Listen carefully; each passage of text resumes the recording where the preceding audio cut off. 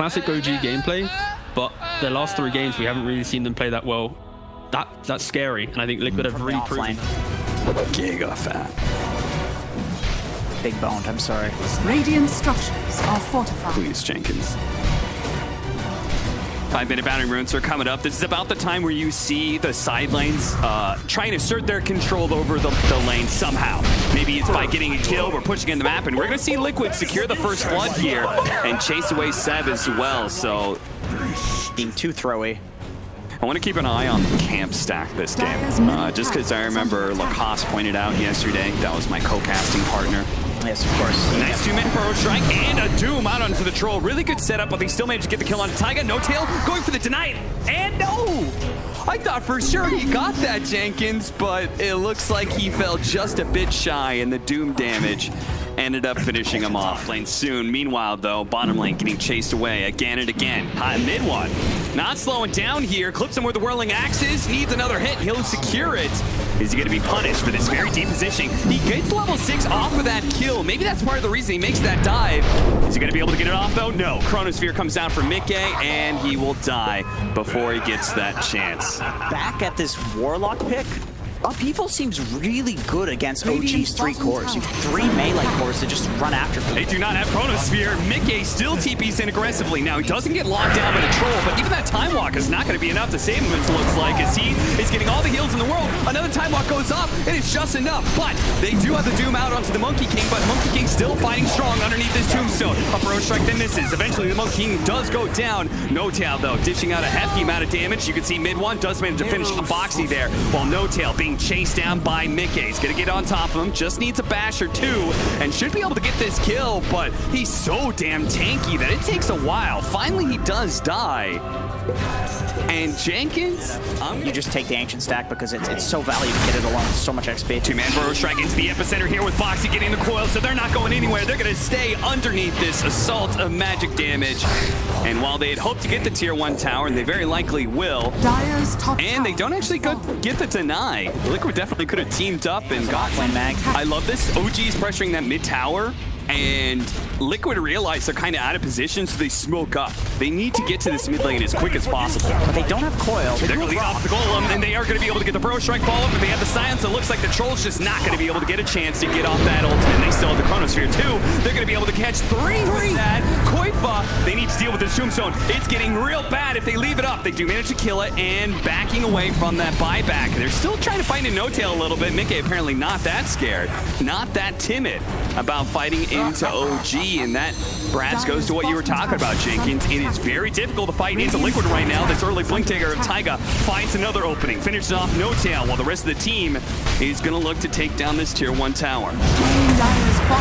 Monkey King's hopping in. They're going to try and set up potentially an ultimate here, but the Doom with the coil silence on top of these two. Max going to go down before he gets anything off. Now they just need to be able to kite around the troll. The burrow strike, hoping to be able to buy some time for the Doom, but he's caught out by Thompson. Soxon, meanwhile, he's going to be dealt with Mickey, but this troll keeps on laying the damage out. Finishes off Taiga. Can he get the lockdown on Boxy? Thompson's hunting for him. The urn.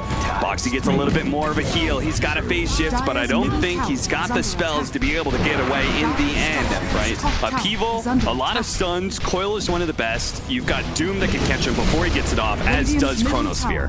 2 BKB piercing disables that are going to have to worry about it. It looks like Monkey King's going to jump into the back line here, and Sandy is in trouble, and the whole team turns around and instantly deals with the Monkey King, while Mickey zones out the rest with this Chronosphere. They're now going to jump in with the golem as they reinitiate with Taiga hitting the 2-man burrow strike as the Chronosphere fails. Mid one does manage to get off his ultimate, though. Looks to be able to trap down somebody here. There's also down by the tombstone, but mid one just seems to be suffering in the damage. He can't quite finish anybody off. Boxy does die to the zombies, and it looks like Koifa may as well. In fact, he does, but it is going to be in the end Insania and the rest of Liquid winning the fight 2 for 4. Bro, everybody was slowed to hell in that fight. Like, you had the tombstone with 10 zombies on everybody on one side, and then you had the upheaval. That was hilarious, but man, that Chronosphere backline jump. Ooh, Taiga. That is what you sound like. Taiga's getting such nice initiations here. Like, initiate, you just say, okay, come at us. We're gonna Roche. You have to fight us right now, or we're taking Roche. Now, Liquid still has two very important tools here, and that's going to be one, Taiga with a jumping Bro Strike on a 2, but he gets caught instantly. The dust goes out. Telekinesis, Wukong's command to be able to zone everybody out. They're going to deal with the Tombstone on the side of Liquid while Taiga buys back. They look to protect this Roshan. The other tool is Boxy. He still has his coil up, so it's dangerous for OG to stick around here.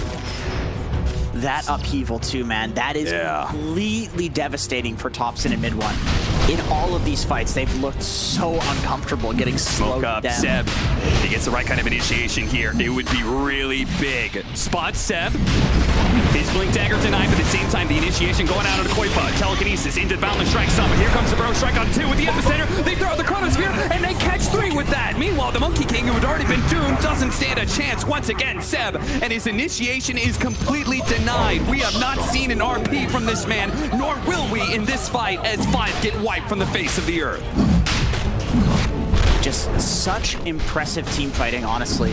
The Chronosphere follow-up to the Taiga initiations, like constantly getting 3 or 4 heroes. Still had this incredibly big late game threat, and we still have yet to see that big RP and what combo follows off of it. Can they get the damage on the tops? And they tried to cut down the trees, but he's hopping away. They caught him with the coil. He's stuck now, and he's going to be knocked down to earth.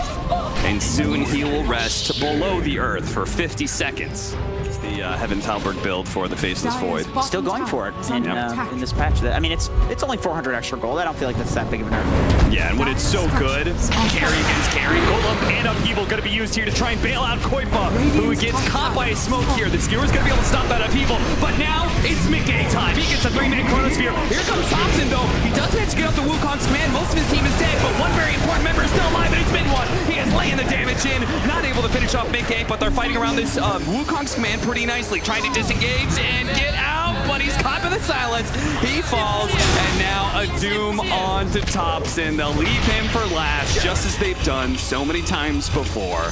Something sick with this spell. So I feel like Seb, he's just going to get torn to hell right now on social media. Oh, God, Thompson. That's another person who's going to get torn to hell. Upheaval slowed him down, and they had the sandstorm damage to prevent him from jumping into the trees. What I wanted to talk about, I feel like it's easy to address Thompson, that's just Thompson. Why did Seb not go for a faster Blink Dagger? What is the reasoning behind this Guardian Creel can we not see it? We didn't have a chance to talk about this because look at this, the Rainbow TP down to bottom lane, the initiation leading off from Boxy to catch one hero. That's the trouble. It had its Halberd, and he just doesn't have a chance in hell to do anything. He doesn't have BKB. No, he's screwed. Helps them take Roche, which is actually somewhere where their lineup struggles. It's basically just Void that takes Roche. They're great at team fighting, but their Roshing is kind of terrible. It's a smoke gonna break. Liquid. They get into this high ground. OG, they just smoke themselves, and they're gonna leave this high ground area. Ooh, if they can catch Boxy. Smoke breaks on Boxy. They lead off with a Boundless Strike, but they don't. Ooh! Jump in from Taiga, but he doesn't get the Boundless Strike in time, and he actually hits the BKB of Thompson. Now Taiga's in some serious trouble as Mid-1 starts going to work on these heroes. An RP on it too. With the extra cleave damage, can they do anything here? Mickey's so damn tanky. Look at that Solar Crest. Look at the Heaven's Halberd. He does nothing to him. He got full time to swing, and OG said, that's it. If you can't bring down a single hero when you've been swinging on him, you get an RP, you have Empower, you're never going to get a better opportunity. We just can't do it anymore. This is true. This is true. Once again, it was that scenario where the game goes late.